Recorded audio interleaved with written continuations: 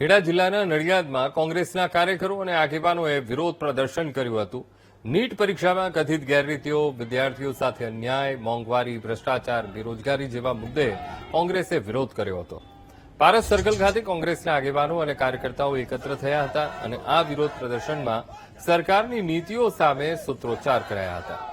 દરમિયાન મહિલા કાર્યકરોએ મોંઘવારીના વિરોધમાં પ્રતિકાત્મક રીતે મોંઘવારીનો ગરબો રમી વિરોધ કર્યો હતો। ત્યારબાદ કોંગ્રેસના કાર્યકર્તાઓએ પારસ સર્કલથી બાબા સાહેબ ડોક્ટર ભીમરાવ આંબેડકરની પ્રતિમા સુધી મોંઘવારીની લારી સાથે રેલી યોજી હતી। રેલી પૂર્ણ થયા બાદ બાબા સાહેબની પ્રતિમાને પુષ્પગુચ્છ અર્પણ કરી શ્રદ્ધાંજલિ આપવામાં આવી હતી।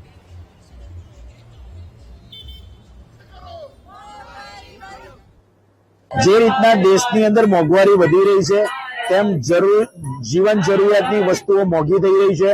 પેટ્રોલ ડીઝલના ભાવ વધવાના કારણે લોકોની મુસાફરી પણ મોંઘી થઈ રહી છે। એસટીના ભાડા વધી રહ્યા છે।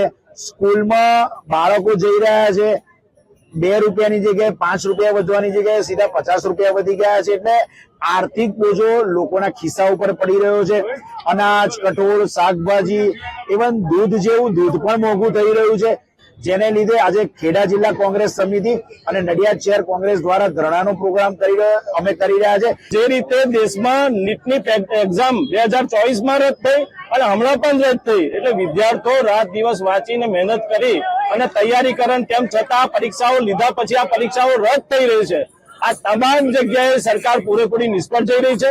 એટલા માટે આજે આ નડિયાદમાં ખેડા જિલ્લા કોંગ્રેસ અને નડિયાદ શહેર કોંગ્રેસ દ્વારા મોંઘવારી વિરોધ આંદોલનનો અને ધરણાનો કાર્યક્રમ આજે આયોજન કર્યો છે।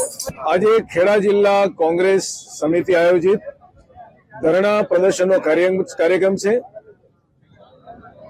ધરણા એકલી કોંગ્રેસ પાર્ટી નથી કરતી, ધરણા અત્યારે સમગ્ર જિલ્લાની અંદર અને ગુજરાતની અંદર ખેડૂતો, ખેત મજૂરો, વિદ્યાર્થીઓ બધા જ પોતાના હક અને અધિકાર માટે ધરણા કરી રહ્યા છે।